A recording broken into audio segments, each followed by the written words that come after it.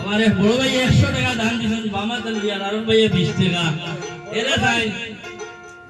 আগর ময়মুরবি মানছে হইতা এখন লাঠি 10 রুপিয়া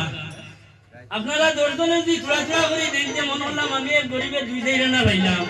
আর আপনারা একটা সাহায্যমান হইল মন করেন আমিও ভাড়া থাকি আইছি 2 টাকা না করে দেন আর আমরা 4-5 জন শিল্পী লোকবার সবরেও আপনারা একলে হাতাই লিখি আর চূড়া করে না দিলে গায়ে হলো টেনশন মানে